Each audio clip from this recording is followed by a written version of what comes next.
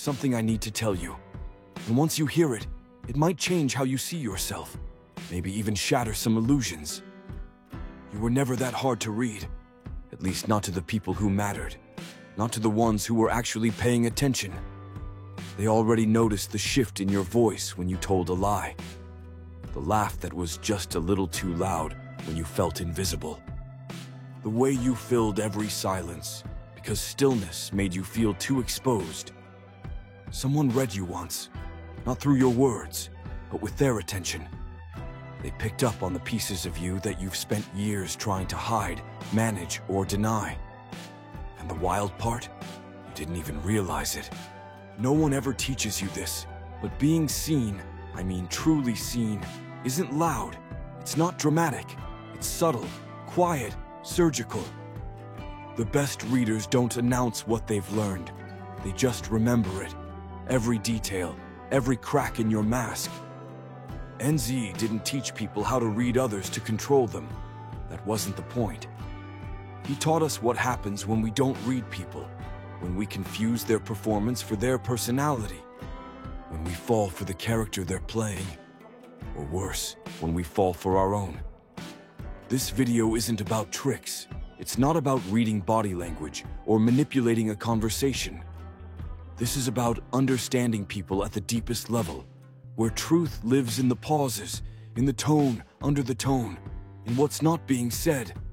And by the time we're done, you won't just understand how to read others. You'll realize people have been reading you all along. This isn't the start of clarity, it's the end of hiding. Most people walk through the world thinking they're mysterious, like they're hard to figure out. They carry themselves with confidence, speak with precision, and present a polished version of who they are. But that's not deception, it's defense. They're not faking it, they're protecting themselves. NZ understood that people don't speak from truth, they speak from protection. He believed language wasn't created to reveal who we are. It was created to help us survive, to belong, to stay safe.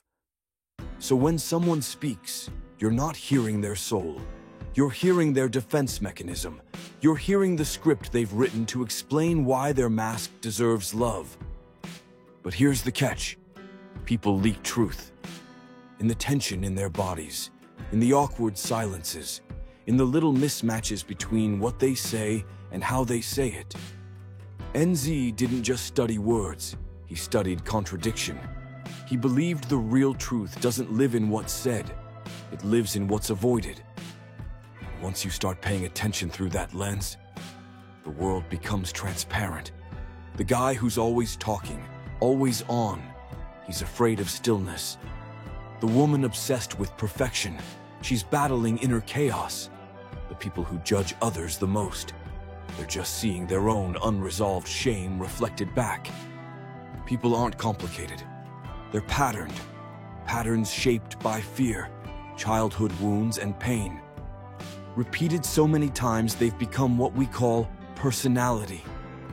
Once you start to see people as patterns instead of puzzles, you won't be able to unsee it. What used to feel like arrogance will start to look like insecurity. What once felt like rejection, it'll start making perfect sense. And here's the beautiful part. You don't need a PhD to do this. You don't need a psychology degree or some supernatural intuition. You just need to stop believing everything people say and start watching what they do. Nietzsche was right. People aren't hiding from you. They're hiding from themselves. Every profound spirit wears a mask. That's what NZ said. And it wasn't just poetic, it was dangerous. Because once you understand that, you stop trusting the surface. You stop believing the smile. You stop confusing kindness for goodness. You realize that what someone shows you isn't who they are. It's who they think they have to be. Masks aren't worn to deceive. They're worn to survive. And that lesson starts early. Cry too loudly, you're too sensitive. Ask too many questions, you're difficult. Shine too brightly, you're full of yourself. So we adapt, we soften, we perform.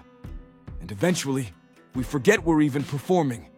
We call it our personality. But Nietzsche knew the truth.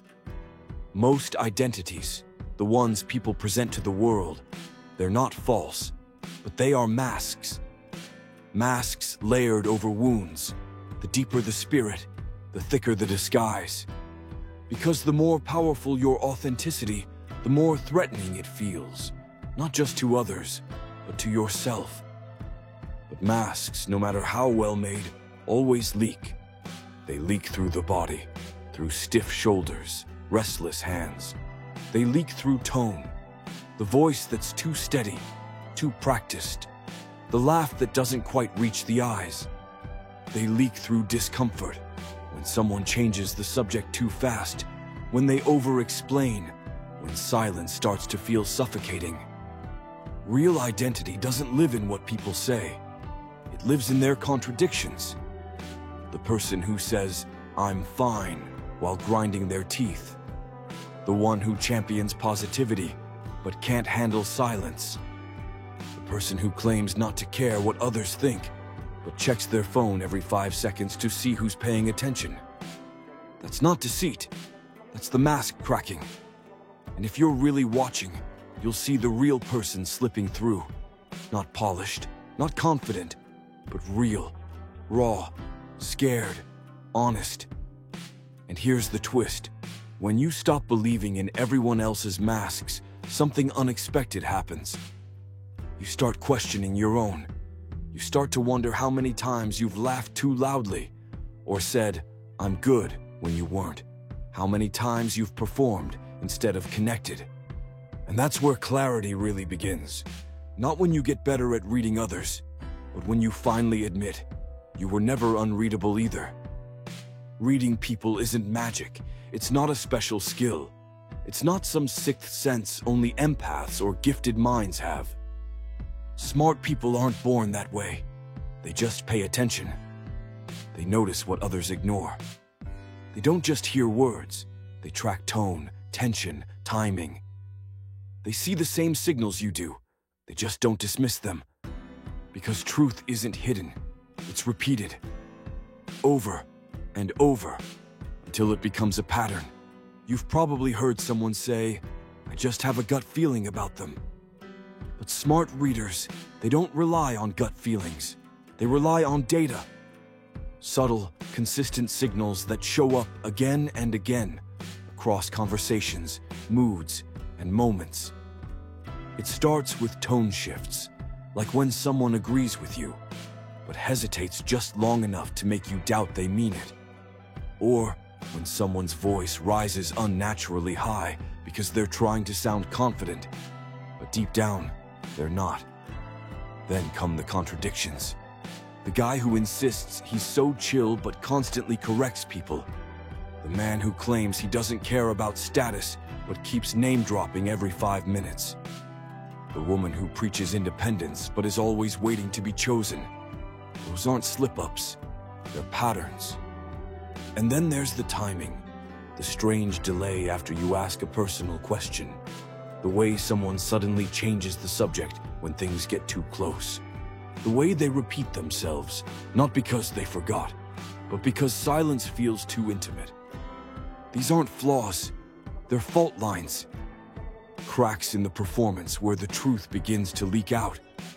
The most perceptive people aren't focused on what's obvious. They're watching for what feels off. A momentary pause, a stiffness in the posture, an energy shift. They're not obsessed with the facts. They're tuned into emotional fingerprints, the small habits, reactions, and quirks people don't realize they're showing. Because real clarity isn't magic. It's not even intuition. It's discipline. It's the ability to sit with someone, stay silent just a little longer, and catch the truth they didn't mean to reveal. Once you learn to do that, the world stops feeling confusing. People stop surprising you. And the masks they wear, they start to look like glass. These aren't just psychological tricks. They're tools. Not to manipulate people, but to cut through the illusion. Because here's what NZ taught, and it's something you need to remember. 1. Everyone wears a mask, not because they're fake, but because they're afraid. Afraid of rejection, afraid of judgment, afraid that their real self might not be enough. So the louder the confidence, the more fragile the person behind it. 2. People attack in others what they can't face in themselves. Mocking someone's arrogance might be your own self-doubt in disguise. Calling someone fake, maybe you're just frustrated with your own pretending. Most criticism is a mirror, not a weapon. 3. Silence is louder than speech. Truth doesn't always come in words. It slips out in the sigh, the glance, the smile that doesn't match the mood. People avoid what reveals them, and that avoidance is a confession in itself. 4. Self-deception always comes first. People don't lie to you to be cruel. They lie to themselves first. I'm fine. I've moved on. I don't care. They say it enough. They believe it, because they have to. 5. Criticism isn't analysis. It's autobiography. When someone can't stop pointing out flaws in the world, they're not showing insight. They're showing pain. Every complaint has a backstory, and often it's unresolved. 6. Confidence is often guilt in costume. The people who look the most put together. Sometimes they're just holding back a secret they've never made peace with. 7. Exaggeration hides insecurity. I never care. I'm always happy. I don't need anyone. The more extreme the claim, the louder the fear behind it. 8. The need for control comes from inner chaos. People who micromanage everything aren't strong. They're scared. Controlling the outside world is easier than confronting the storm inside. 9. Loud morality often hides silent shame. The louder someone proclaims their virtue, the more likely they're hiding something behind it. True goodness is quiet. Loudness is insecurity trying to sound holy. 10. It's not pain people fear. It's being seen. Vulnerability doesn't scare people because it hurts. It scares them because it threatens the identity they've worked so hard to build. Exposure feels like ego death. 11. What someone defends the most is what they doubt the deepest. When someone over-explains their beliefs or choices, they're not trying to convince you. They're trying to convince themselves. 12. The need to be remembered often masks the fear of being forgotten. People who crave visibility, who need the spotlight, aren't vain. They're scared they don't matter. 13. Envy dresses up as hate. People don't always attack what they dislike. They attack what they desire, but don't believe they can have. It's not that they hate you. It's that they don't believe they can be you. 14. People don't speak from logic. They speak from pain. Beliefs aren't built from data. They're built from scars. Every opinion has a wound beneath it. 15. Childhood doesn't disappear. It repeats. The adult who dominates every conversation probably spent childhood being ignored. The woman who hides her emotions, maybe she was punished for showing them. Behavior is biography. 16. Rigidity hides fragility. The more rigid someone is in their worldview, the more fragile their identity. Flexibility is strength. Dogma, that's fear with a megaphone. 17. Desperation can look like independence. I don't need anyone. Sometimes that's not confidence, it's resignation. Not strength, but surrender. Watch for the people who isolate, not because they're strong, but because they're tired of being let down. 18. Patterns are confessions. You don't need people to tell you who they are. Watch what they do, how they handle silence, who they chase, who they avoid. These patterns, they're not random. They're old wounds playing out in real time. And And here's where everything comes full circle. NZE didn't share these insights so we could walk around judging people. He didn't hand us these truths so we could diagnose everyone around us. He gave us this lens so we could stop confusing noise for honesty, so we could stop mistaking trauma for personality, so we could stop thinking that performance equals identity.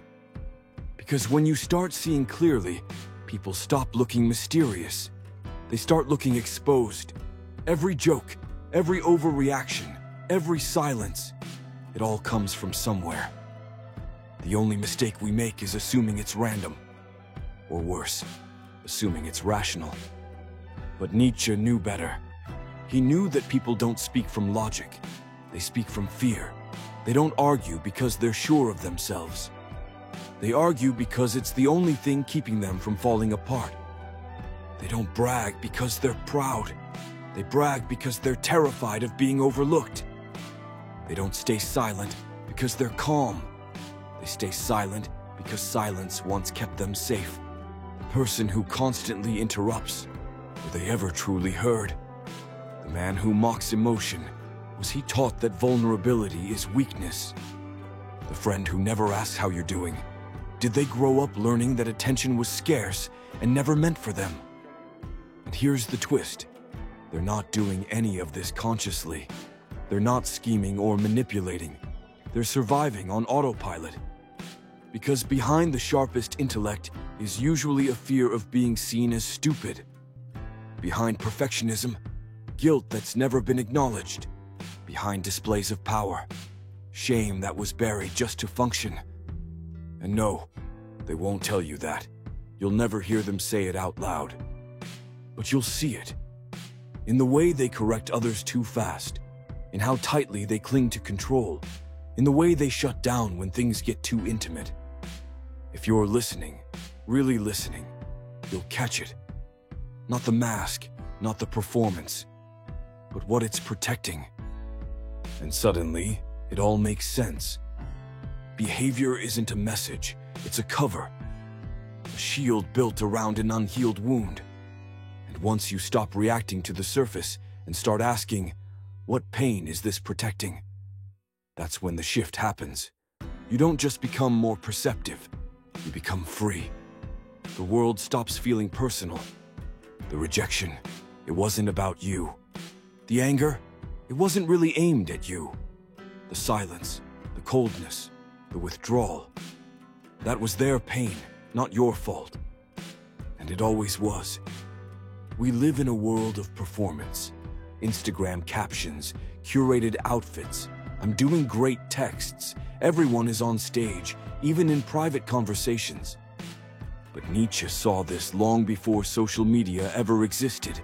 He wrote, "People don't live as they are. They live as the version of themselves they believe will be accepted." That's it. We think people are hiding from us, but most of the time, they're hiding from themselves. You see it all the time. The man who can't stop talking about strength, because deep down, he's terrified of weakness. The woman who floods her feed with healing quotes, but hasn't let herself feel in years. The friend who never stops joking, because silence would make them remember something they haven't faced. They're not fake. They're scared. Scared that if they stop performing, if they take off the mask, they'll be rejected, forgotten, irrelevant. So they curate their kindness to be liked. They weaponize their beliefs to feel powerful. They flaunt independence to distract from a loneliness they won't admit. And the scariest part, they don't even know they're doing it. You ask, "How are you?" They smile. "I'm good." But their jaw clenches. Their shoulders stay tense. Their laugh comes a second too late. Their eyes flicker away too fast. They're not lying to deceive you. They're lying to protect a version of themselves that once kept them safe. The strong one, the perfect one, the unbothered one, the masculine one, the healer, the one always in control. In a world that rewards image over truth, even being honest with yourself feels dangerous. But here's the thing, truth leaks. Always. It slips through the cracks of control. The way someone deflects when the topic gets too close. The way they over-apologize for something tiny. The way they laugh too loud, like they're trying to drown out something inside. These aren't quirks. They're confessions in disguise. The ego's way of saying, I don't know how to be seen without falling apart. But as life goes on, as the pressure builds, loss, time, love, the performance starts to break. And that's when you catch the real moment. The sigh they didn't mean to let out. The pause that lasts just a beat too long. The way they go quiet after acting so sure of themselves.